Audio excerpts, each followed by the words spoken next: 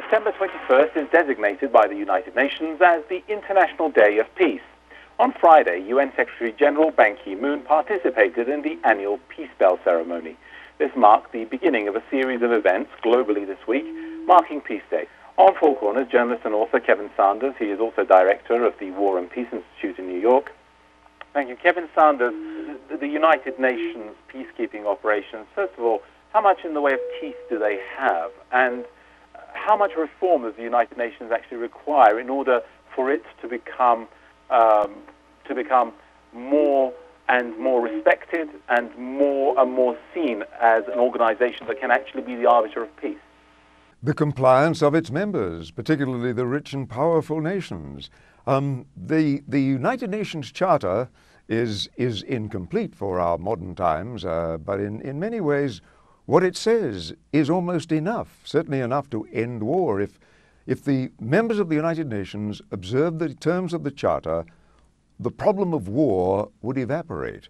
And as for the role of the United Nations in this, it has been largely forgotten, but tucked away in the UN Charter, Clause 47, Article 47, specifies that there is a thing called the Military Staff Committee. And this is a committee at the United Nations which on paper, theoretically, permits the United Nations Secretary-General to call together for any purpose, whenever needed, from any of the militaries of the major powers, all of those forces that he needs to achieve his result, whether it be peacekeeping or rescue work or search and rescue or protection or guarding or whatever.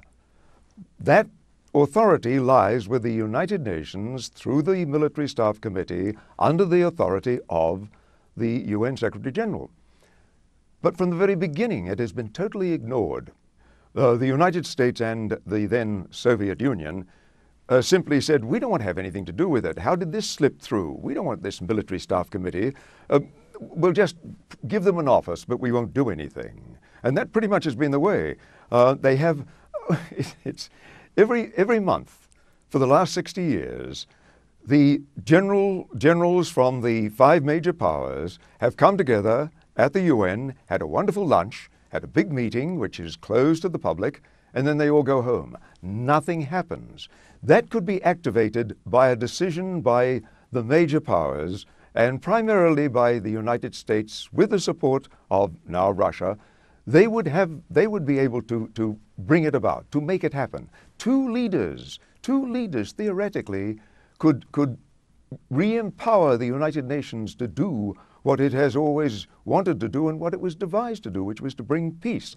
It should be pointed out something that was virtually ignored last week, but a statement came from Medvedev in Russia, in which he called for a re-examination of the entire security system of Europe, which he said was completely irrelevant, backward and primitive, and needed to be completely redesigned and re-examined. And he called for, and it sounded like a wonderful idea, he called for a pan-European security treaty. A wonderful idea. He has not, NATO has virtually ignored it. They haven't even replied to it. The media in this country, I don't know about other countries, but in this country, they've given virtually not a word to it.